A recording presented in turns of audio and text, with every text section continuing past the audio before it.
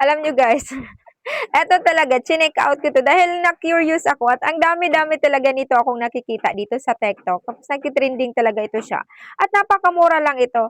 Then nag-check out nga ako, sabi ko dumating nung isang araw sa akin. Siyempre hindi natin alam kung paano gamitin. Kaya, siyempre nanood muna ako ng mga videos, mga tutorial. Kaya yun, nakita ko talaga, ganitong paggamit nito, 'di ba, may ano, wala kasi akong o-opinion ngayon na kan dahil nung nakaraan gumawa na ako nito ng video. Eto, 'di ba dito may ano siya, ilabag niyo lang ang, can niyo tapos siyempre paikutin niyo lang siya ng ganito.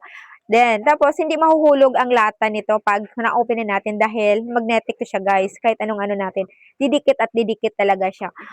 Napakamura lang na talaga nito. Ito isang ating can opener na 8 in 1, yes, 8 in 1. And alam niyo ba kung magkano lang 'to, nasa 100 plus lang talaga siya. Yes, dito sa TikTok, check niyo lang mabuti, nasa 100 plus lang siya. Pero magkaiba pa rin tayo ng lugar, okay?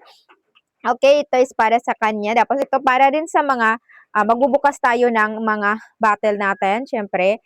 At dito rin, marami kayong pwedeng paggamitan sa kanya. Ito, pag may buti kayong bubuksan, like buti ng mga ketchup, mang tomas, mga ganyan, ito yung gagamitin nyo sa kanya. Dahil wala akong mga available niyan dito dahil tinakbo ko lang ito sa bahay dahil maulan. Alam niyo naman, oh, sobrang lamig. Kaya kinuha ko lang ito para pakita sa inyo. Napaka-sobrang worth it nito talaga guys. Kung mag-i-investment kayo ng mga bagay, lalong-lalo na mas magagaya natin ako. Hilig ko na kasi ngayon ng pagluluto. Kaya ito chineck out ko. Dahil diba lagi gumagawa ako ng ice candy. Hirap kasi magbukas ng lata ng cans natin, yung mga condense sa kaibab. Kaya this is ang the best partner na natin mga mamshi dyan. Okay, wag nating hayaang wala tayong ganito. O kaya, check nyo lang ating yellow basket or PM me on my messenger. O, di ba sabi po ni Mima, quality po ba mi? Yes, mi super quality talaga. Hindi talaga ako nagsisi kung kaya chineck out ko talaga ito. Sobrang worth it talaga. Yun. Hindi ka na mahirapan. Ganito-ganito lang naman ang gawin nyo sa kanya, di ba? Mabilis lang to siya. Oh.